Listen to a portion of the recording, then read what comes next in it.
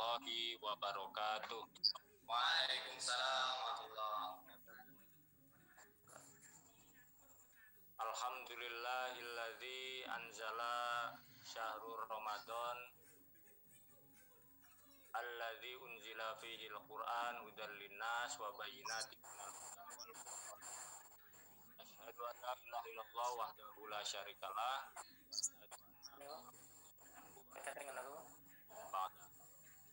Allahumma sholli ala Muhammad wa ala ali Muhammad kama shallaita ala Ibrahim wa ala ali Ibrahim amma ba'd.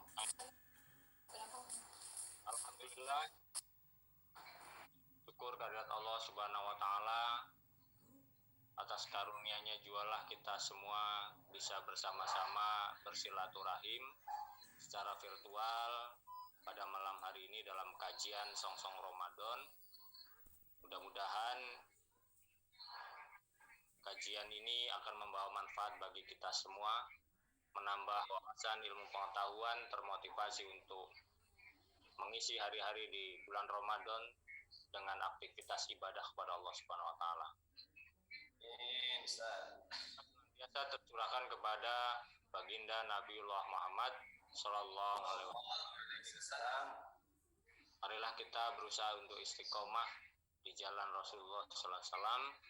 Mudah-mudahan di yaumil kiamah nanti kita menjadi bagian dari umat yang mendapatkan syafaat Rasulullah sallallahu alaihi wasallam. Amin ya rabbal alamin. Mohon maaf sebelumnya saya sampaikan bahwa sesungguhnya saya tidak ada background berpendidikan dari pondok pesantren. Jadi apapun yang saya pelajari kecenderungan berasal dari pendidikan formal, karena itu lebih dan kurangnya apa yang saya sampaikan nanti mohon untuk dapat dikritisi.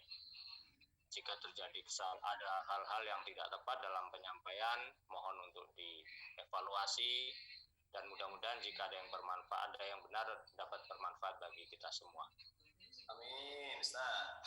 Ini keberanian dalam rangka panggilan untuk tanggung jawab dakwah bagi kita semua sebagai orang muslim. Balighu anni walau ayah, sampaikanlah dariku walaupun satu ayat. Dan menjadi sarana untuk berbagi ilmu pengetahuan, mudah-mudahan ilmu yang dibagikan, yang disampaikan kepada orang lain akan menjadi salah satu hujah kelak di yaumil qiyamah nanti, menjadi bagian amal yang tiada putus meskipun kita sudah tidak ada di dunia ini. Baik Bapak Ibu hadirin, ustazah sekalian yang berbahagia, sesuai dengan tema kita yaitu kajian Songsong Ramadan, dalam hal ini tentu tidak lepas dari membahas keutamaan pada bulan Ramadan. Di sini saya menggunakan panduan agar tidak selisih dalam penyampaian karena keterbatasan ilmu pengetahuan secara ilmu agama juga. Mudah-mudahan panduan ini bisa membantu memfasilitasi penyampaian lebih baik lagi. Sebagaimana kita pahami bersama bahwa insya Allah dalam waktu yang kurang lebih 1 minggu lagi, 1 minggu ke depan, 1 pekan ke depan, insya Allah kita akan berjumpa kembali atau dipertemukan kembali dengan bulan yang mulia, bulan yang dinanti-nantikan oleh umat Islam. Dan juga ada sebagian umat Islam mungkin yang tidak menantikan bulan ini karena mungkin panggilan jiwanya belum sampai kepadanya. Apa yang difirmankan oleh Allah Subhanahu wa taala dalam Quran surat Al-Baqarah ayat 183 tadi belum menjadi bagian panggilan yang masuk ke dalam hati sanubari. Mudah-mudahan kita semua menjadi orang yang terpanggil kepada panggilan Allah di Al-Quran surat Al-Baqarah 183 tadi, orang-orang yang termotivasi dan bersemangat menyambut bulan Ramadan sebagai bulan mubarak yang penuh berkah, bulan yang penuh maghfirah, bulan yang penuh dengan motivasi untuk beramal soleh kepada Allah Subhanahu wa taala, karena dilipat gandakannya pahala di bulan ini dibanding bulan-bulan yang lain. Allah Subhanahu wa taala berfirman di dalam Al-Qur'an surat Al-Baqarah ayat 185. A'udzubillahi minasyaitonirrajim. Bismillahirrahmanirrahim. Syahrul Ramadan alladzi unzila fihi al-Qur'anu hudan linnas wa bayyinatin minal huda wal furqan. Faman syahida minkumus syahra falyasum wa man kana maridun aw ala safarin fa'iddatum min ayyamin ukhra. Yuridullahu bikumul yusra wa la yuridu bikumul usra. Walitukmilul uddata walitukabbirullaha ala ma hadakum wa la'allakum tashkurun. Bulan Ramadan adalah bulan yang di dalamnya diturunkan Al-Qur'an sebagai petunjuk bagi manusia dan penjelasan-penjelasan mengenai petunjuk itu dan pembeda antara yang benar dan yang batil. Karena itu barang siapa di antara kamu di bulan itu maka berada di bulan itu maka berpuasalah. Dan barang siapa sakit atau dalam perjalanan, kemudian dia tidak berpuasa, maka wajib baginya mengganti sebanyak hari yang ditinggalkannya itu pada hari-hari yang lain. Allah menghendaki kemudahan bagimu dan tidak menghendaki kesukaran bagimu. Hendaklah kamu mencukupkan bilangannya dan mengagungkan Allah atas petunjuknya yang diberikan kepadamu agar kamu bersyukur. Ya, 1 bulan ke depan yang akan kita songsong, insya Allah kalau kalender Muhammadiyah sudah menetapkan tanggal 13 April. 13 April Ustaz. Allah ya, tanggal 13 April itu masuk tanggal 1 Ramadan. Dan bagi yang menunggu ru'yah, kita menunggu hasil keputusan rapat yang diadakan sidang isbat oleh pemerintah. Kemungkinan juga di antara tanggal 12 atau 13 itu akan dilaksanakan sidang isbat untuk menentukan bulan Ramadan akan tiba dimulai pada tanggal berapa. Mudah-mudahan ya, kita bisa bersama bisa berjumpa dengan bulan Ramadan yang mulia ini, karena tetap kita tidak bisa memastikan walaupun hanya tinggal 1 pekan, walaupun hanya tinggal menghitung hari. Kita tidak tahu rahasia umur kita di sisi Allah Subhanahu wa taala. Tapi kita berharap bisa bertemu dengan bulan Ramadan, karena di bulan inilah kita bisa mengisi dengan berbagai macam aktivitas ibadah kepada Allah Subhanahu wa taala, sehingga kita punya potensi untuk melipat gandakan pahala. Kemudian kita juga punya potensi untuk menghapus dosa-dosa kita. Karena di antara satu Ramadan dengan satu Ramadan yang lain adalah penghapus dosa-dosa kita. Nah, harapan kita tentunya sebagai orang yang yakin kepada Allah dan Rasul-Nya, yakin kepada hari kiamat, sangat berharap bisa berjumpa dengan bulan yang mulia ini. Potensi amal ibadahnya sangat luar biasa, kemudian potensi dihapuskannya dosa-dosa kita juga sangat terbentang luas. Dalam sebuah hadis dikatakan, qad ja'akum syahrul mubarak iftaradallahu alaikum siyamah tuftahu fihi abwabul jannah wa tughlaqu fihi abwabul jahim wa tuwallu fihi syayatin fihi lailatun khairum min alfi syahr man hurima khairuha faqad hurima. Sungguh telah datang kepada kalian bulan yang penuh berkah. Allah telah mewajibkan kalian berpuasa pada bulan ini. Pintu-pintu surga dibuka, pintu-pintu neraka ditutup, dan setan-setan dibelenggu. Bulan ini terdapat 1 malam yang lebih baik dari 1000 bulan. Siapa yang terhalang untuk mendapatkan kebaikan di dalamnya, sungguh dia telah terhalang untuk mendapatkan kebaikan. Hadis riwayat Ahmad, Nasai, dan Baihaqi. Dalam hadis ini disampaikan beberapa di antara keberkahan yang terdapat di bulan Ramadan dan tidak terdapat pada bulan-bulan yang lain. Di mana pada bulan Ramadan ini Allah Subhanahu wa taala membuka seluas seluas-luasnya pintu surga, artinya kita memiliki potensi yang sangat luas untuk beramal soleh kepada Allah Subhanahu wa Ta'ala. Kemudian potensi amal soleh itu kenapa menjadi terbuka lebar? Karena keikhlasannya, ya, potensi keikhlasannya lebih dibanding pada bulan-bulan yang lain. Kemudian pada bulan Ramadan juga ditutup pintu-pintu neraka. Artinya Allah Subhanahu wa Ta'ala memberikan sebuah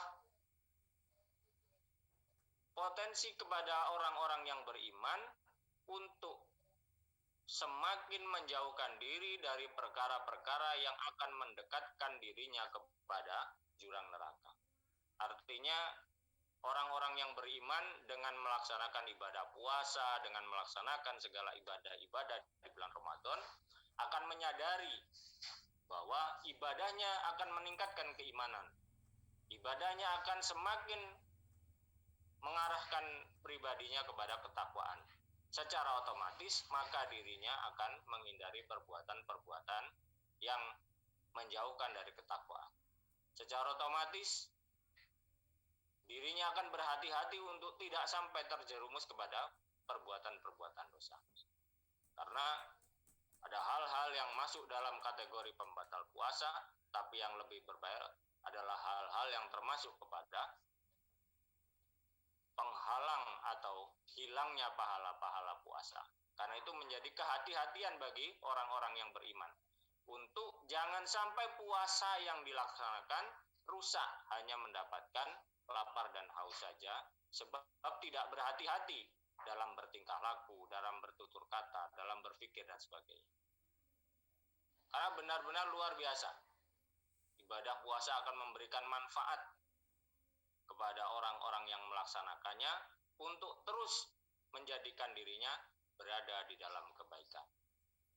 Dan di antara keutamaan bulan Ramadan yang lainnya adalah di mana pada bulan ini terdapat satu malam yang potensi luar biasa kebaikannya setara dengan kebaikan yang dilakukan selama 1000 bulan. Ya, kalau dihitung-hitung mungkin perbuatan baik yang dilakukan selama 83 atau 84 tahun. Kan luar biasa itu.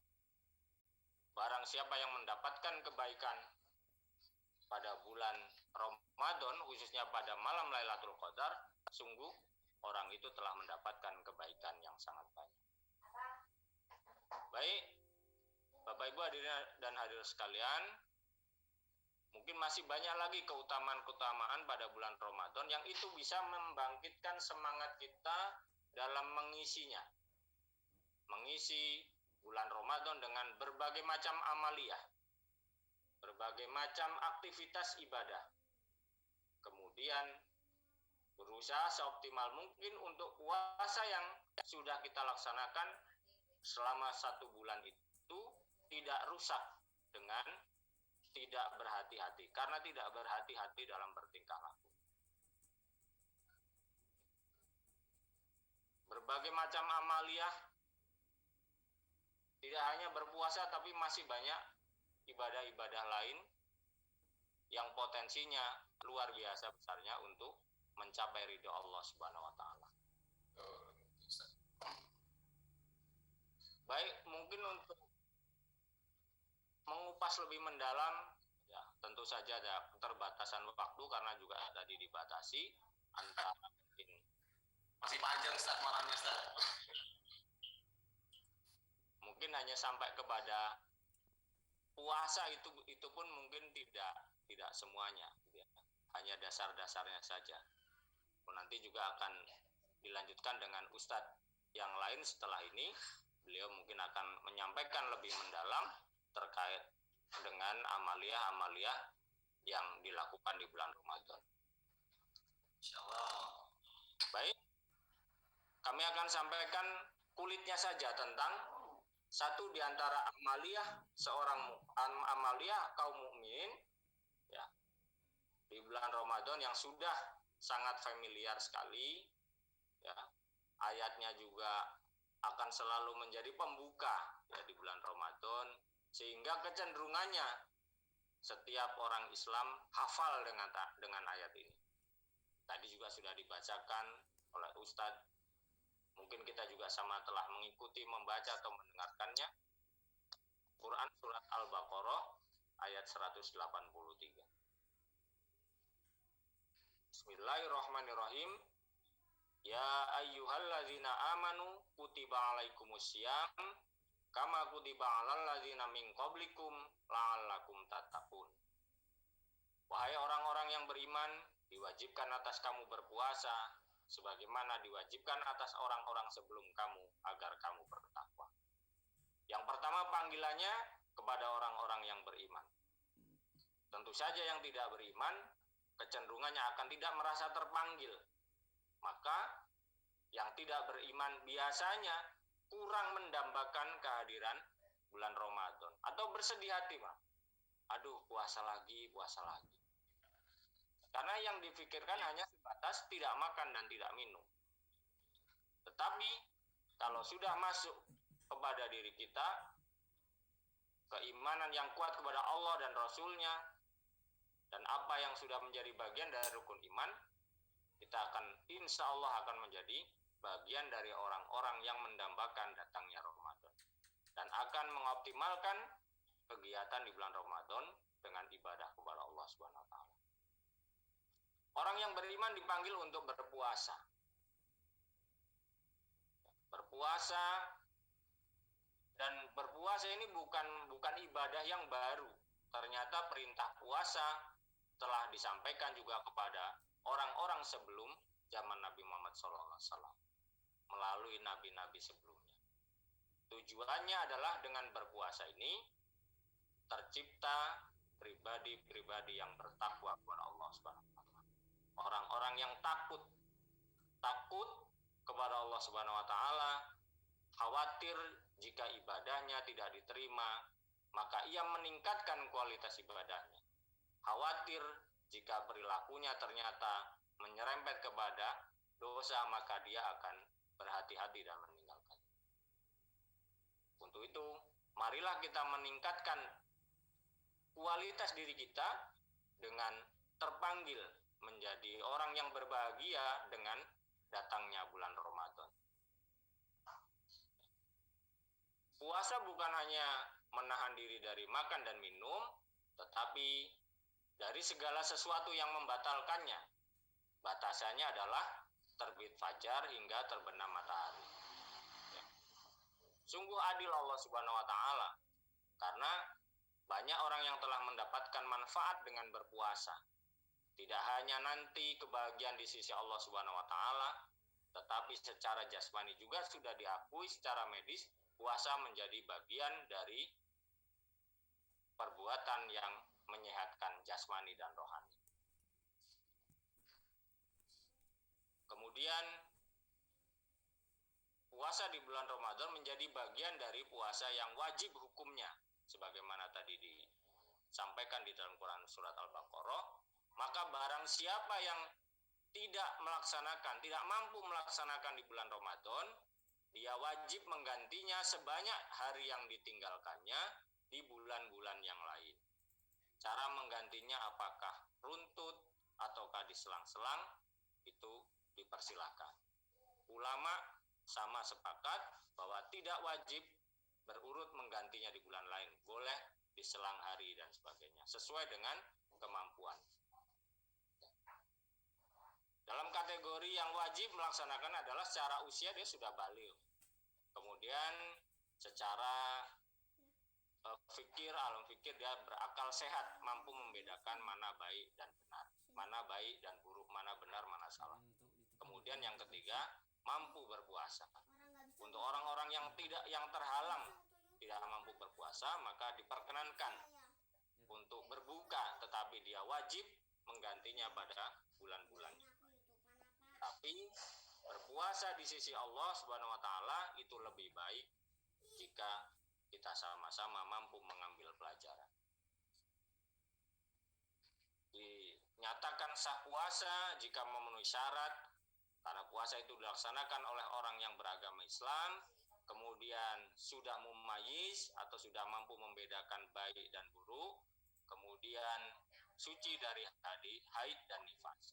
Orang-orang yang berhadas besar, orang-orang yang sedang haid dan nifas tidak diperkenankan untuk melaksanakan ibadah puasa. Dia harus berbuka dan mengganti di hari yang lain. Kemudian rukun puasa. Rukun puasa hanya dua. Yang pertama niat, yang kedua menahan diri dari yang membatalkan puasa, baik makan minum maupun perbuatan-perbuatan yang lain yang membatalkannya. Niat di bulan Ramadan adalah niat puasa wajib yang ulama sepakat bahwa wajib berniat berpuasa pada malam harinya. Berbeda dengan puasa sunnah.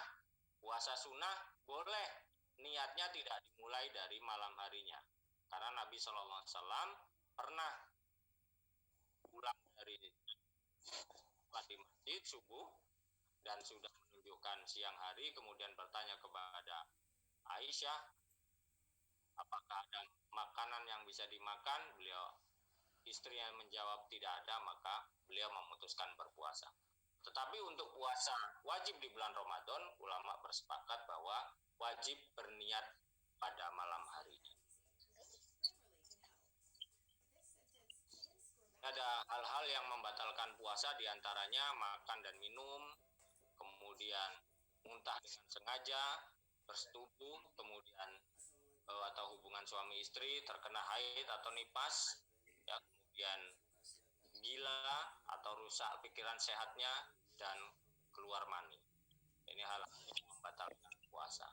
Maka barang siapa yang terkena dalam kondisi seperti ini, batalah puasanya dan dia harus mengganti pada bulan-bulan yang lain sejumlah yang ditinggalkan. Yang perlu menjadi bahan kehati-hatian bagi kita semua adalah bukan hanya pembatalnya, tetapi yang cenderung melalaikan kita adalah perbuatan-perbuatan yang bisa merusak atau mengurangi pahala puasa. Sehingga dikatakan dalam hadis Rasulullah itu bahwa kebanyakan orang tidak mendapatkan apa-apa dari puasa yang dilaksanakannya kecuali lapar dan haus saja. Sebab apa? Sebab tidak berhati-hati dalam kehidupan sehari-harinya.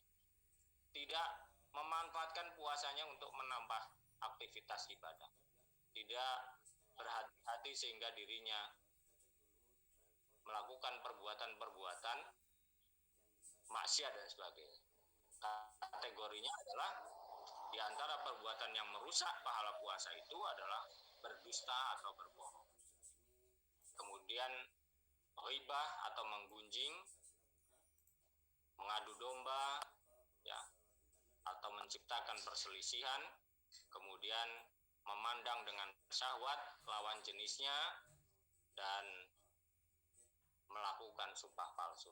Ini diantara perbuatan-perbuatan yang dikategorikan sebagai merusak pahala puasa atau mengurangi pahala puasa. Sehingga bisa saja puasa yang kita laksanakan full sampai sore, tetapi ternyata di sisi Allah Subhanahu wa Ta'ala nilainya 0. Puasanya sah, tapi nilainya tidak ada. Kan rugi juga kita, sudah lapar, sudah haus, kita tahan dari terbit fajar sampai terbenam matahari, tapi ternyata di sisi Allah tidak ada pahala. Mungkin ini yang saya sampaikan, Ustadz. Alhamdulillah, Ustaz. Sebenarnya ada lagi, tapi lebih baik saya cukupkan di sini dulu, biar nanti disambung oleh Ustadz yang lain. Banyak sekali manfaat-manfaat amaliyah yang potensinya sangat luar biasa untuk kita mendekatkan diri kepada Allah Subhanahu wa Ta'ala. Baik, ini langsung mau dilanjut ke Ustadz berikutnya atau gimana, Ustadz Eko? Ya Ustaz, nanti dilanjutkan terlebih dahulu. Nanti di terakhir nanti ada sesi tanya jawab dulu Ustaz. Nanti ada beberapa dari Bapak Ibu nanti yang ingin menyampaikan pertanyaannya, ya, nanti dipersilakan di akhir Ustaz. Baik. Saya cukupkan sampai di sini apa yang bisa saya sampaikan. Tentu saja keterbatasan dalam bertutur kata, menyampaikan sesuatu, mudah-mudahan di sisi Allah Subhanahu wa taala saya mohon ampun, kepada Bapak Ibu sekalian saya mohon maaf yang sebesar-besarnya. Saya akhiri billahi taufiq wal hidayah. Wassalamualaikum warahmatullahi wabarakatuh. Waalaikumsalam warahmatullahi wabarakatuh. Terima kasih.